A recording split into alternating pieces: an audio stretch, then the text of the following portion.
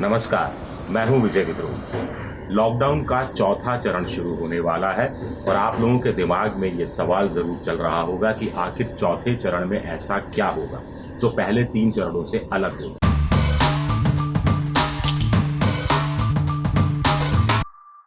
अभी तक 3 जोन है, ग्रीन जोन, ऑरेंज जोन और रेड जोन। क्या ये जोनों में कुछ अदला बदली होगी?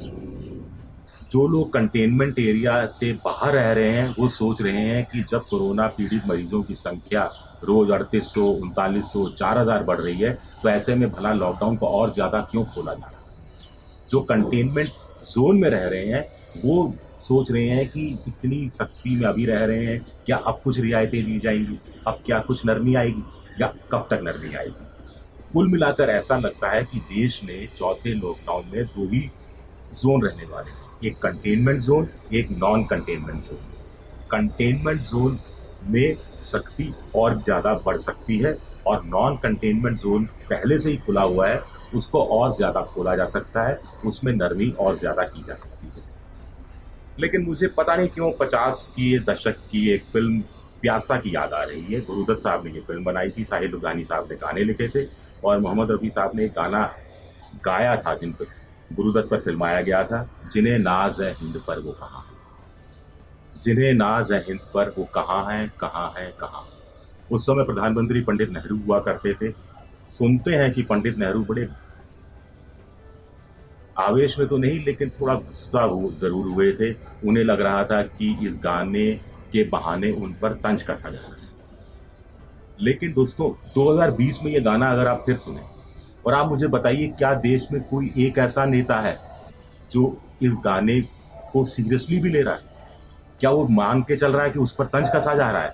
मुझे लगता है शायद कोई नहीं, क्योंकि यहाँ तो जिन्हें नाज है हिंद पर वो सब के सब कोरोना कोरोना खेल रहे हैं।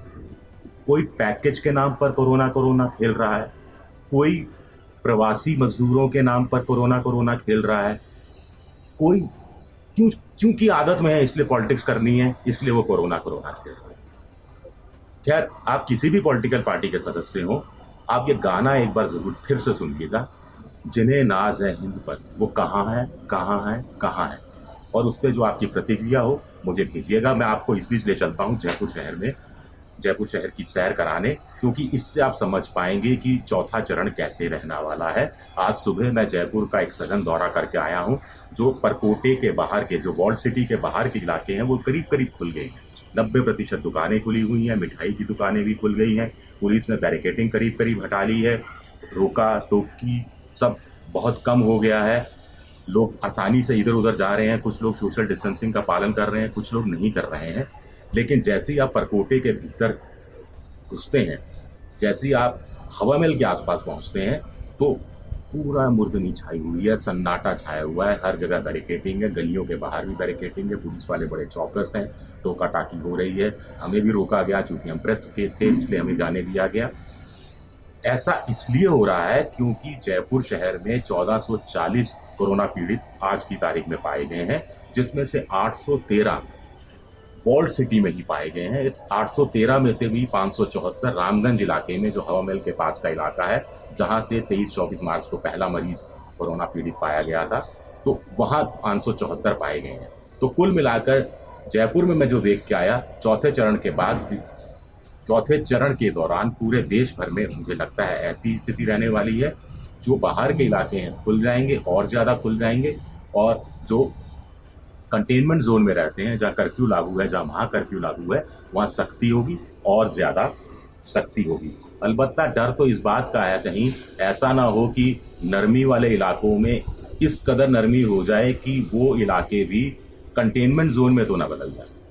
हम ऐसा इसलिए भी कह रहे हैं क्योंकि कथित रूप से जो 20 लाख करोड़ का पैकेज आया है, अगर उस पर ईमानदारी से अमल होना शुरू हो गया तो फिर देश आत्मनिर्भर होने की दिशा में कहीं ऐसा ना हो तेजी से बढ़ने लगे। तेजी से बढ़ा तो इतनी सारी एक्टिविटी शुरू हो जानी चाहिए। जो गांव जा रहा है उसको मनरेगा का काम मिल जाना चाहिए। MSME की जितनी 5 करोड़ से ज्यादा फैक्ट्रियां हैं उनमें की चिमनियों से धुआं निकलना शुरू हो जाना चाहिए। जो लोग गांव जा चुके हैं मजदूर, उनको वापसी की तैयारी शुरू कर देनी चाहिए। जो लोग रास्ते में जा रहे हैं और पैकेज का नाम सुन के रुक गए हैं, उनको वहीं रुक जाना चाहिए और वापस लौट जाना चाहिए। लेकिन ऐसा क्या हो पाएगा, कितना हो पाएगा, मुझे नहीं पता। मैं तो यही चाहता हूं कि चौथे चरण के खत्म होने तक जितने मजदूर अपने घर जाना चाहते हैं वो सब अपने घर चले जाएं। ये काम केंद्र सरकार अपने स्तर पर कर दे, राज्य सरकारें अपने स्तर पर कर दें तो बहुत बड़ी मेहरबानी होगी, बहुत बड़ी मेहरबानी होगी। लेकिन आप जिन्हें नाज है हिंद पर, वो गाना जरूर सुनिए। एबीपी न्यूज आपको रखे आगे।